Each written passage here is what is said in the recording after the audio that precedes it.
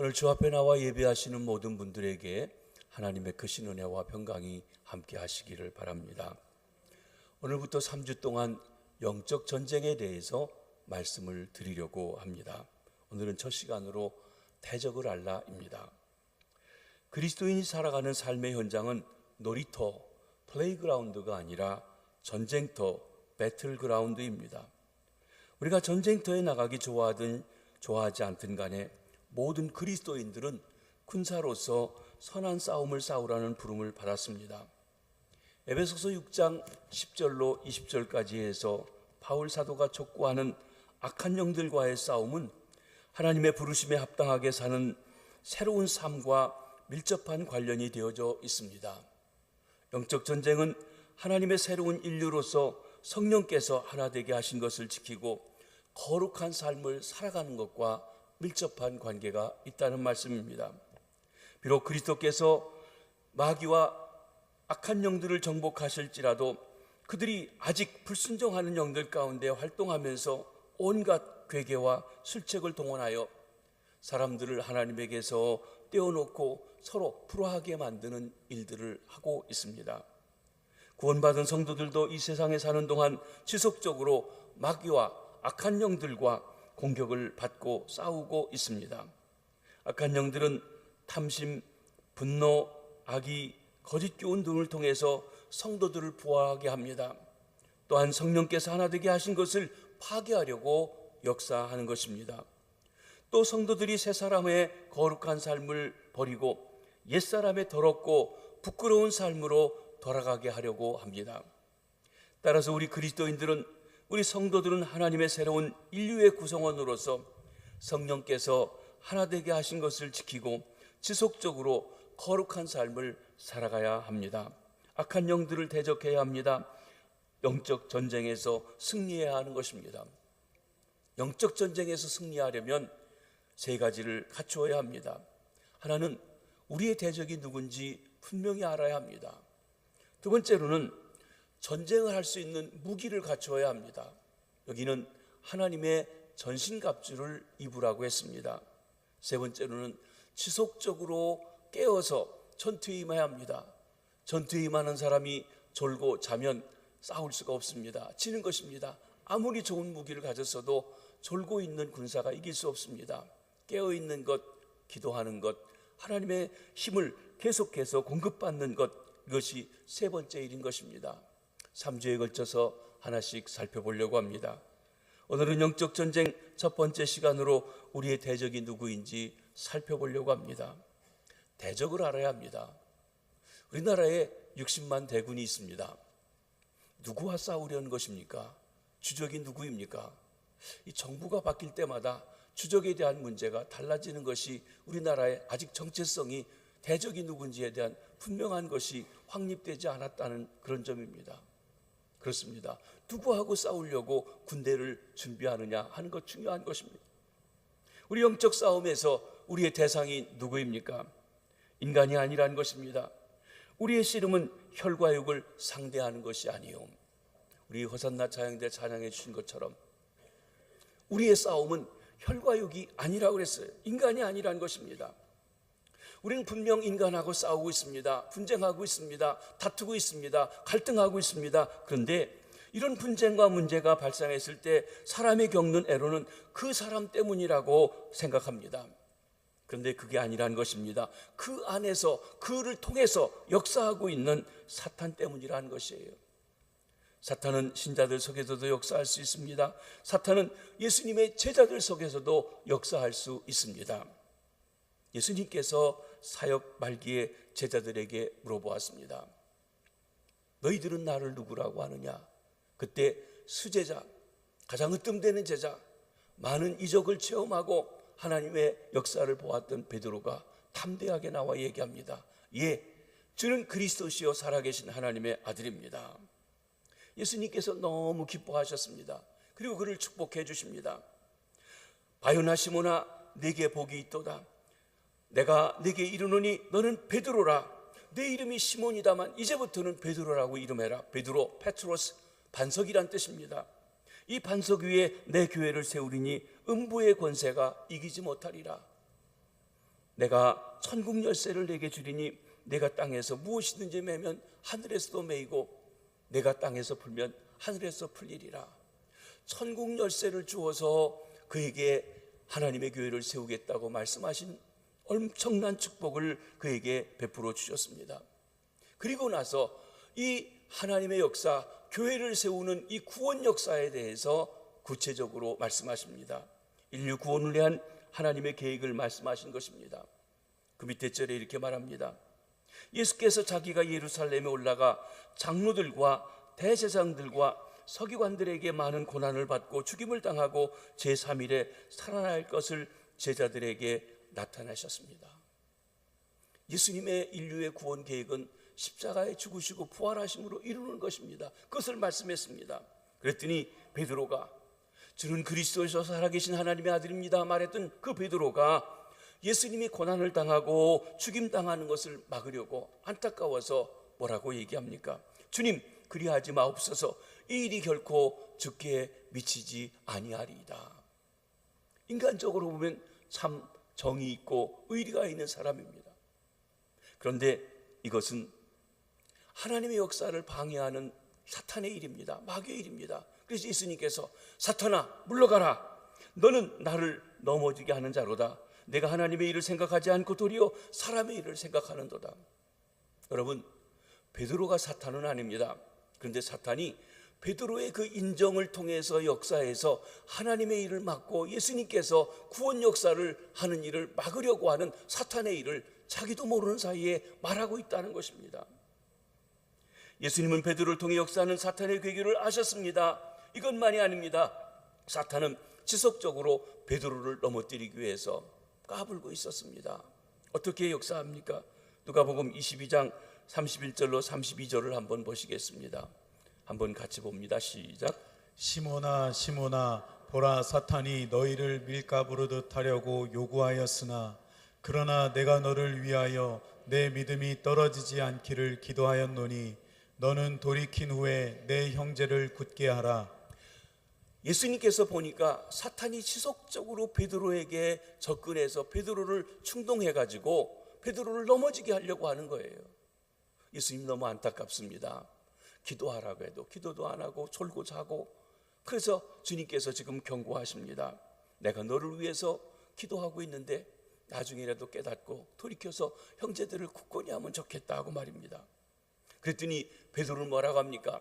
인간적인 다짐을 합니다. 주여, 내가 주와 함께 오게도 죽는데도 가기를 각오합니다. 사실입니다. 진심입니다. 그런데 내가 아무리 진실로 그렇게 하기 원해서 다짐했어도 사탄의 간교에 넘어가고 마는 것이 인간입니다. 누구도요? 베드로도 말입니다. 이 다짐에도 불구하고 사탄이 밀가부르듯 베드로에게 역사하고 계심을 아셨기에 주께서 이렇게 말씀하십니다. 베드로야, 내가 내게 이르노니 오늘 닭 울기 전 내가 3번 나를 모른다고 부인하리라. 그렇습니다. 사탄은 어떤 추상적인 존재가 아닙니다. 실제하는 인격체입니다. 실제로 존재하여 사람들에게 역사하는 인격체라는 것입니다. 그리고 사탄은 성도들뿐만 아니라 모든 사람들에게 하나님을 대적하며 하나님의 일을 거스리며 나가도록 충동하고 역사하고 있습니다. 우리는 깨어 우리도 모르는 사이에 사탄에게 이용당하지 않도록 해야 합니다. 우리는 하나님을 위한다고 하면서도 사실은 사탄에게 이용당하는 일을 하지 말아야 하는 것입니다.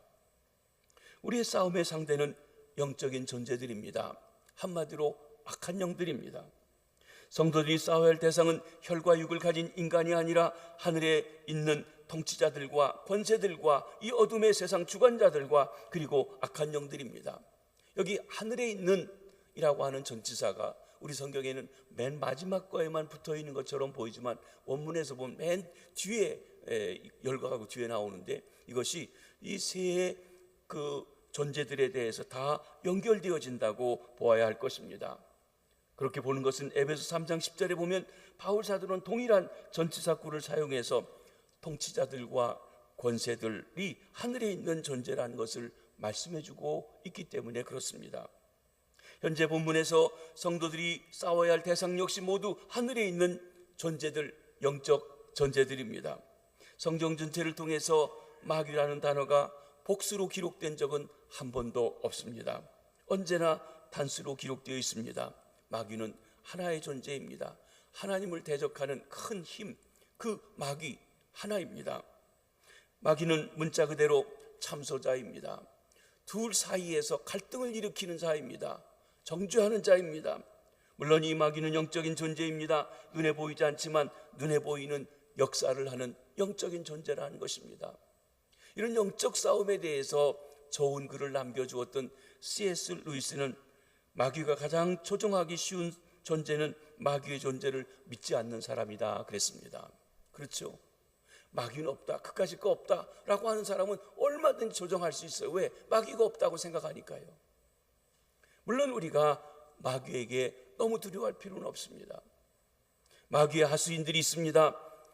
이들을 정칭하는 한 단어가 있는 것이 귀신들입니다. 귀신은 언제나 복수 형태를 띠고 있습니다. 하나님과 대적하는 마귀, 사탄이라고도 불리우는 영적 존재가 있습니다. 이 마귀, 사탄의 심부름을 하고는 수많은 하수인들이 바로 귀신들인 것입니다. 오늘 본문 12절에 나오는 4개의 영적인 존재들도 바로 마귀 밑에 일하고 있는 수하들, 귀신들의 다른 모습들이라고 이야기할 것입니다. 그들은 어떻게 역사합니까? 먼저 통치자들이라고 했습니다. 하나의 조직을 가지고 다스리고 통치하는 세력들을 말합니다. 악령들은 하나의 조직을 가지고 있습니다. 일사불란한 조직력을 형성해서 인간 세계에 침투하여 사람들을 다스리는 세력, 통치자들입니다. 이들이 힘이 있습니다. 괴계를 쓰는 지혜가 있습니다. 때로 이들이 어떤 독재자들이라든지 이런 사람들을 통해서 막강한 힘으로 사람들을 괴롭히고 하나님을 대적하는 일들을 하게 하는 것입니다. 두 번째는 권세들입니다. 마귀는 능력이 있습니다. 권세가 있습니다. 그러나 한 가지 우리가 꼭 아셔야 될 것은 그들은 전능자가 아닙니다. 전능하신 분은 우리 하나님 오직 한 분이신 줄 믿으시길 바랍니다. 세 번째로 이들은 어둠 세상의 주관자들입니다. 이들은 세상에서 역사합니다. 세상 주관자들의 특징이 한마디로 어둠이라고 했습니다. 성경에 빛과 어둠의 대조가 있습니다. 빛, 하나님의 세상입니다. 우리 하나님이 빛이십니다. 예수님이 빛이십니다. 하나님이 없는 것이 어둠입니다. 하나님을 대적하는 것이 어둠입니다. 예수님이 없는 것이 어둠입니다.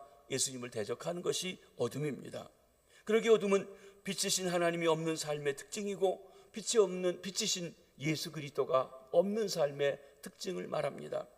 어둠은 에베소도 교회 성도들이 그리스도를 영접하기 이전에 악의 지배 아래 살던 삶을 말합니다. 어둠은 우리가 그리스도를 알기 전에 살던 삶의 모습이에요. 어둠은 현 세대와 이 세상을 가르치는 말로 사용되기도 했던 것입니다. 네 번째 귀신의 다른 이름은 악한 영들입니다. 악의 영들입니다. 이들은 하늘에서도 역사합니다. 지구의 대기권 너머에서도 역사합니다. 그래서 이들을 공중권세 잡은 자들이라고 표현하기도 했습니다. 이 공중권세 잡은 자들은 인간의 참된 행복과 인간에 대한 하나님의 구원 계획, 구원 목적을 방해하면 역사하는 초자연적인 악의 세력들인 것입니다. 사탄은 종횡무진으로 귀신들을 거느리고 전 우주 속에서 반란을 꾀합니다. 이 하늘에 있는 악한 영들의 특징에 한마디로 뭐냐면 악함이라고 그랬어요. 위키드네스. 이 악하다는 말은 부패한 행동으로 하나님의 인간에 대한 계획과 대치되는 것이에요. 선하고 아름답고 평화롭고 이 모든 것에 대해서 반대적으로 역사하고 있는 악의 세력들의 모습이 한마디로 악하다고 했습니다. 이렇게 우리의 영적 전쟁은 그 대상을 소개했는데 통치자들, 권세들, 이 어둠의 세상 주관자들, 악의 영들이라고 했습니다. 이들은 지상에 속한 존재가 아니라 하늘에 속한 영역에 속한 초자연적인 존재들인 것입니다. 이들은 모두 하나님과 그의 백성들을 대적하며 강력한 힘을 가지고 불순종하는 사람들 가운데 역사합니다. 때로는 하나님의 성도들 안에서도 역사하여서 어지럽히고 혼란하게 하고 분열과 갈등을 가져오는 일들을 하는 것입니다. 하나님을 떠난 인간은 이런 초자연적인 존재들에게 대항하지 못하며 단지 무기력하게 그의 하수인으로 종노릇하며 살아갈 뿐인 것입니다. 우리는 이 말씀들을 통해서 우리의 대적 마귀의 몇 가지 특징을 종합해 봅니다. 첫째로는 힘이 강하다는 것입니다. 여러분, 아무리 힘센 사람, 아무리 지혜로운 사람도 마귀와 1대1로 대장해서 이길 사람은 없습니다. 그러나 이들은 피조물 아래 전능하지 않습니다. 피조물이기 때문에 그렇습니다. 전능하신 이는 오직 여호와 하나님 한 분뿐이십니다. 그러기에 하나님이 대장이 되시고 그 하나님의 능력을 힘입을 때 우리는 얼마든지 이 사탄, 마귀, 귀신들을 이길 수 있는 줄 믿으시기를 바랍니다. 두 번째, 이들은 사악합니다. 그들은 어둠으로 빛 대신 하나님, 또 빛 대신 그리스도를 대적합니다. 그들은 악하기 때문에 참 선하신 하나님의 뜻을 따를 수 없고, 그리고 오히려 아주 간교하게 그를 벗어나서 거짓으로 혼돈 가운데 이끄는 존재들입니다. 세 번째, 이들은 교활합니다. 교활하다는 게 무엇입니까? 정직하지 아니하고 꾀를 내는데 아주 기기묘묘한 꾀를 내어서 우리를 속이는 것을 가리켜 교활하다고 합니다. 마귀들이 얼마나 지혜로운지 모릅니다. 우리 인간보다 훨씬 지혜롭습니다. 그래서 교묘한 꾀를 가지고 와서 사람들을 속입니다. 베드로를 속였습니다. 여러분, 계시록 12장 9절에 보면 마귀 사탄은 온 천하를 꾀는 자라고 했어요. The deceiver, 속이는 자. 얼마나 잘 속입니까? 천지만물을 창조하고 죄악이 아직 없을 때 에덴 동산에서 하나님께서 선악을 알게 하는 나무의 열매를 먹으면 죽는다, 같이 옆에 있는 생명나무 이것을 먹으라고 말씀하셨는데 오히려 악한 마귀가 아담과 하와를 꼬입니다. 거짓말을 합니다. 얼마나 말에 솜씨가 좋고 술수가 좋은지 아담 하와가 쏙 빠졌어요. 그리고서는 하나님이 우리가 하나님처럼 되는 것 때문에 그랬나 보다 하고 따먹고 말았습니다. 하나님 말보다 더 하나님 말처럼 이야기하는 것이 마귀입니다. 이게 속이는 자의 특징이라고 하는 것입니다. 여러분, 그래서 결국 인간으로 하여금 하나님을 거역하고 반역하고 거스리게 만들었습니다. 예수님의 제자 중에 가룟 유다가 있었습니다. 가룟 유다가 처음부터 악한 사람은 아닙니다. 그런데 가룟 유다가 예수님을 파는 과정에 대해서 누가복음에 이렇게 기록하고 있습니다. 누가복음 22장 3절을 보시면 한번 읽어보십니다. 시작. 12 중에 하나인 가룟이라 부르는 유다에게 사탄이 들어가니, 그가 생각하는 어떤 생각 때문에 마귀가 그 안에 그 생각에 딱 들어갑니다. 아주 교묘하고 교활하게 작은 생각을 넣어서 때로는 자기 욕망을 채우려는 생각, 자기 어떤 죄된 생각, 자기 어떤 이익을 추구하는 생각, 이런 것에 해서 침투에 들어가서 마침내 그를 무너뜨리는 것입니다. 마귀는 심리학 박사입니다. 얼마나 심리학이 능한지 사람의 심리를 꿰뚫어 알아요. 너무너무 잘한다는 것이에요. 그래서 그 사람의 약점, 안 목사는 요게 약점이고, 저 김장로님은 뭐가 약점이고, 저 김권사님은 박권사님은 뭐가 약점이고, 너무나 잘한다는 거예요.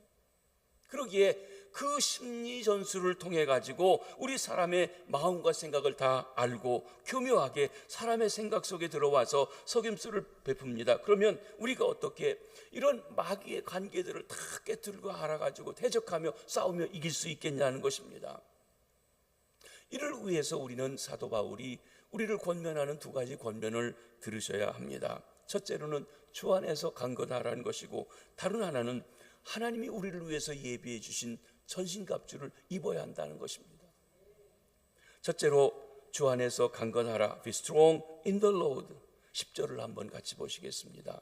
시작. 끝으로 너희가 주 안에서와 그 힘의 능력으로 강건하여지고.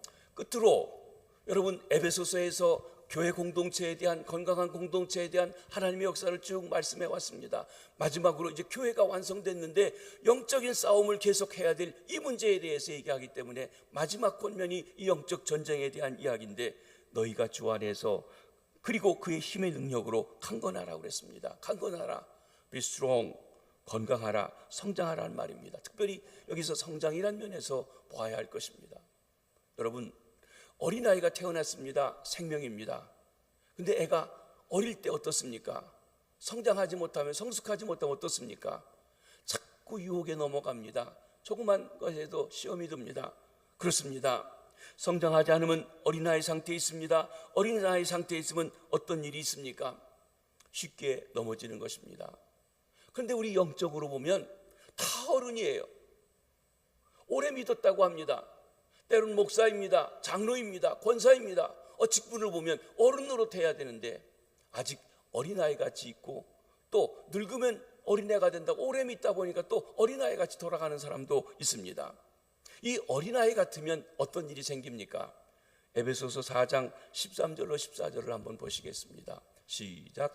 우리가 다 하나님의 아들을 믿는 것과 아는 일에 하나가 되어 온전한 사람을 이루어 그리스도의 장성한 분량이 충만한 데까지 이르리니, 이는 우리가 이제부터 어린아이가 되지 아니하며 사람의 속임수와 간사한 유혹에 빠져 온갖 교훈의 풍조에 밀려 요동하지 않게 하려 함이라. 어린아이는 한마디로 순수하지만 분별력이 없습니다. 사탄의 계교와 유혹에 넘어갑니다. 잘못된 기운에도 쉽게 요동하는 것입니다. 이것이 성장하지 못한, 건강하지 못한 성도의 모습입니다. 그러기에 우리는 구원받는 것으로 다 된 것이 아닙니다. 구원받아 하나님의 자녀로 태어났으면 자라가야 합니다. 성장해야 합니다. 성숙해야 합니다. 어른이 되어야 됩니다. 분별력을 갖춰야 한다는 것입니다. 그래서 건강해져야 합니다. 에베소 교회 성도들은 이미 그리스도와 연합하여 신령한 복을 누리고 있습니다. 그뿐 아닙니다. 그리스도의 은혜스러운 다스림을 받고 있습니다. 하지만 성도들은 그리스도 안에 거하면서 그 힘의 능력으로 강건하게 되어야만 하는 것입니다. 주님을 떠나서는 아무것도 할 수 없습니다. 우리 여기서 성도들이 강건해야 될 장소가 주 안에서 in the Lord 하는 것입니다. 그런데 이런 질문을 합니다. 교회 안에 들어오라, 쉽게 이해가 돼요. 거기 들어가면 되니까. 근데 주님 안에 어떻게 들어갑니까?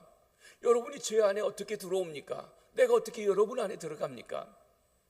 주님께서 이러한 주 안에 거하는 삶에 대해서 요한복음 15장에서 말씀해 주고 있습니다. 내 안에 거하라, 나도 너희 안에 거하리라. 그리고 어떻게 주 안에 거할 수 있는지 두 가지로 말씀하셨는데, 하나는 주 안에 거하는 것은 말씀 안에 거하는 것이라고 했습니다. 요한복음 15장 7절을 한번 보시겠습니다. 시작. 너희가 내 안에 거하고 내 말이 너희 안에 거하면 무엇이든지 원하는 대로 구하라. 그리하면 이루리라. 내가 주님의 말씀을 듣고 그 말씀이 나를 지배하고 그 말씀 때문에 내 삶을 다 살아가고 있다면 내가 주님과 함께 있다고 하는 것입니다.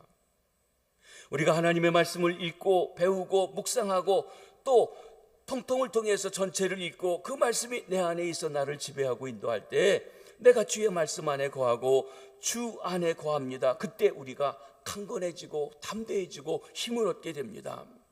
사랑하는 성도 여러분, 우리에게 하나님의 말씀이 있는지요? 하나님의 말씀이 나를 지배하고 다스리고 인도하고 있는지요? 아니면 내 생각 가운데 있습니까? 내가 몇 년을 믿었던 내 직분이 무엇이든 내 생각대로 살아가고 있다면 나는 어린아이입니다. 하나님의 말씀이 주장할 때 내가 주 안에 있는 자가 되어지는 것입니다. 두 번째로 주 안에 거하는 것은 하나님의 주의 사랑 안에 거하는 것입니다. 사랑 안에 거한다는 것은 계명을 지키는 것이라고 말씀하십니다. 요한복음 15장 9절로 10절 말씀을 보십니다. 시작. 아버지께서 나를 사랑하신 것 같이 나도 너희를 사랑하였으니 나의 사랑 안에 거하라. 내가 아버지의 계명을 지켜 그의 사랑 안에 거하는 것 같이 너희도 내 계명을 지키면 내 사랑 안에 거하리라. 우리가 주님의 계명, 하나님을 사랑하고 이웃을 사랑하고 서로 사랑하는 계명, 때로는 하지 말라는 것과 하라는 것이 있는 것이 계명이죠. 그걸 지키는 것이 그분을 사랑하는 것이라는 거예요. 우리 인격적인 관계에서 그렇습니다. 내가 누구하고 교제하는데 그 사람이 싫어하는 것 내가 한다고 하면 그 사람과 교제를 할 수가 없어요. 그렇죠? 또 그 사람이 좋아하는 것을 내가 싫다고 하면 같이 할 수 없는 것입니다. 마찬가지입니다. 주님이 우리에게 하라고 한 것, 주님이 하지 말라고 한 것 내가 지켜 행할 때 주님을 사랑한다는 것입니다. 주님의 사랑 안에 거할 때 그의 강건함이 있습니다. 우리에게 사랑의 실천, 하나님의 계명을 지켜 행하는 그 삶이 있는지 하는 것입니다. 두 번째로 우리는 그 힘의 능력으로 강건해진다고 했습니다. 우리는 내 힘으로는 마귀를 대적하여 이길 수 없습니다. 우리의 힘으로 마귀를 이길 수 있다고 생각하는 그 순간부터 우리는 넘어져 패배자가 될 수 있습니다. 누가 그랬습니까? 베드로가 바로 그런 것을 보여주고 있는 것입니다. 우리는 늘 하나님의 능력을 공급받아야 합니다. 그때 영적으로 힘이 있어서 주 안에서 강건하게 됩니다. 하나님의 능력을 공급받고 주님과 연결된 관계가 있는 것이 무엇입니까? 기도입니다. 말씀입니다. 예배입니다. 성령의 능력으로 우리가 하나님과 교제하는 것입니다. 사랑하는 성도 여러분, 하나님 앞에서 그분과의 교제를 하심으로 늘 하나님의 능력을 힘입고 그 능력을 힘입어 독수리 날개치며 올라가며 영적 전쟁에 승리하는 주의 백성들 되시길 바랍니다. 나아가서 우리가 강건해질 뿐만 아니라 이제는 하나님의 전신갑주를 입으라고 했습니다.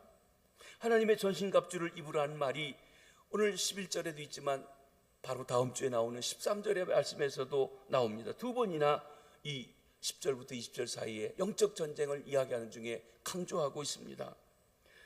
전신갑주는 중무장한 보병이 갖춘 전투 장비 일체를 말합니다. 고대 로마 시대에서는 전신갑주는 깃털 장식이 달린 투구와 가슴막이, 방패, 그리고 칼과 단창 2개까지를 포함하고 있는 것입니다. 본문에 나오는 하나님의 전신갑주는 하나님이 입은 갑주는 아닙니다. 물론 이사야서 59장 17절에 보면 하나님을 전사로 묘사하면서 갑옷을 입고 나와 싸우는 모습이 묘사되고 있습니다. 그러나 오늘 본문에서는 하나님의 전신갑주는 악한 영들을 대적하기 위해서 하나님께서 성도들에게 준비하여 입도록 만들어 놓으신 방어와 공격으로 한 일체의 전투 장비를 가리켜 말하고 있습니다.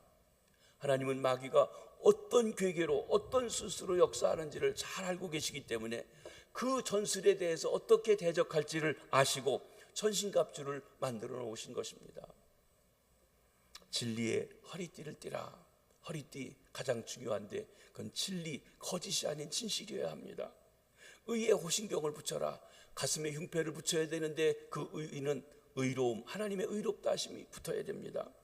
평안의 복음이 준비한 것으로 신을 신고 신발을 신고 나가 전쟁을 해야 되는데 신발은 편해야 됩니다. 평강이 있어야 됩니다. 믿음의 방패를 가지고, 방패는 믿음이에요. 서로 사람들이 왜 부러워합니까? 믿음이 없어서 그래. 신뢰가 깨졌기 때문에 그렇습니다. 이 하나님에 대한 신뢰, 이웃에 대한 신뢰, 믿음이에요. 구원의 투구를 쓰고 우리 생각과 이 모든 것이 하나님 우리를 구원하신 것으로 써야 합니다. 성령의 검, 하나님의 말씀을 가지라고 했습니다. 이 모든 하나님의 전신갑주는 다음 주일 날 우리가 영적 전쟁으로 입어야 할 이것 문제에 대해서 자세하게 말씀을 드리려고 합니다. 그런데 우리 성도들이 하나님의 전신갑주로 무장하는 이유가 무엇입니까? 그것은 마귀의 간궤를, 마귀의 교활한 그 술책을, 전술을 우리가 대적하기 위해서입니다. 마귀, 디아볼로스, 이 둘 사이를 복잡하게 이간하고 혼돈시키는 존재란 뜻의 이름입니다. 악한 영들의 우두머리로 처음부터 범죄자입니다. 처음부터 살인자입니다. 또 마귀는 거짓말쟁이이며 거짓의 아비라고 예수님께서 마귀에 대해서 말씀하십니다. 사도 요한은 마귀를 온천하를 속이는 자, 사탄이라고 불렀습니다. 마귀, 사탄의 또 다른 이름인 것입니다. 마귀는 자신을 광명한 천사처럼 가장해서 천사같이 다가와서 유혹하기도 합니다. 간교한 계책으로 성도를 속이고 넘어지게 합니다. 마귀는 온갖 교활하고 교묘한 술책을 동원해서 속이고 죄와 타협하도록 유혹하는 것입니다. 그래서 무절제한 분노를 품게 하고 거짓을 말하게 하고 도둑질하게 하고 악한 말을 하게 하고, 그래서 옛생활에 속한 악한 행신들을 통해서 역사해서 또 그런 행동을 부추기는 일들을 하는 것입니다. 여러분, 신앙생활하면서 교회가 갈등이 있고 분쟁이 있고 다툼이 있고 싸움이 있는 적을 지나보신 적이 있습니까? 저도 그런 일들을 지나본 적이 있습니다. 그때 느낀 것은요, 그리스도인들이 왜 이렇게 악하고 간교하고 모질고 더 그럴 수 있는가 하는 생각을 합니다. 진짜 교회 싸움은요 너무 지저분해요. 그런데 그것이 교인들끼리 싸움이 아니라 악한 마귀에게 이용당하고 있기 때문에 그런 것입니다. 가진 술수가 난무해요. 세상 사람들도 못하는 그런 기기묘묘한 일들이 벌어지고 있다는 것입니다. 여러분, 교회가 갈등과 다툼이 있는 것, 악한 마귀가 역사하고 있어요. 누가 마귀라는 얘기가 아닙니다. 마귀 역사에 이용당하는 사람이 목사도 있을 수 있고, 장로도 있을 수 있고, 권사도 있을 수 있고, 집사도 있을 수 있다는 것입니다. 우리 모두가 깨어있지 않으면 마귀에게 이용당할 수 있는 것이 우리의 현실인 것을 말해주는 것입니다. 그런 점에서 우리는 이런 악한 마귀를 싸워 이기기 위해서 전신갑주를 입어야 합니다. 어떤 면에서 우리는 승리하기 위해 싸우는 것이 아닙니다. 승리한 자리에서 싸워가는 것입니다. 왜냐하면 우리 주님 예수 그리스도께서 이미 마귀와 싸워서 승리했고, 그 승리의 유산을 우리에게 물려주셨기에 승리로 말미암아 얻게 된 영토와 유업을 계속 주장하면서 지켜나가는 싸움을 싸우는 것입니다. 오스카 쿨만이라고 하는 학자가 그의 책 그리스도와 시간, The Christ and Time이라고 하는 책에서 이 우리의 영적인 싸움에 대한 것을 제2차 세계대전 그림을 이용해서 하나님과 영적 존재들과의 싸움을 설명합니다. 1944년 6월 6일 연합군이 놀만디 상륙작전을 하던 날 제2차 세계대전의 승리가 결정되었습니다. 그래서 2차 대전 역사에서 그날을 D-Day라고, Decisive Day, 결정적으로 전쟁의 승패가 좌우된 날이라고 이야기합니다. 그러나 연합군이 최종적인 승리를 거둔 날은 그때부터 거의 1년이 지난 1945년 5월 8일이었습니다. 그날이 Victory Day, V-Day입니다. 승리의 날입니다. 놀만디 상륙작전으로 결정적인 승리를 거둔 이후에도 연합군은 수많은 전투를 해야 했습니다. 많은 사상자들이 났습니다. 그러나 독립군은 연합군을 진격을 막아낼 수가 없고 결국 패망하고 말았습니다. 이와 유사하게 하나님은 그리스도의 십자가와 부활을 통해서 악한 영들의 싸움에서 결정적인 승리를 하셨습니다. 머리를 깼습니다. Decisive Day입니다. 그것이 십자가의 날이, 부활의 날이 바로 D-Day입니다. 사탄의 군대는 치명적인 타격을 맞았습니다. 다시는 세력을 회복할 수 없게 되었습니다. 사탄의 강력한 지배력을 꺾으신 하나님은 사탄의 권세 아래에 있는 사람들을 건져내서 자신들의 사랑의 아들의 나라로 옮기시는 일을 하고 있습니다. 그러나 하나님의 최종적인 승리의 날은 아직 오지 않았습니다. 예수 그리스도께서 영광 중에 재림하실 때 비로소 최종적인 승리가 있게 될 것입니다.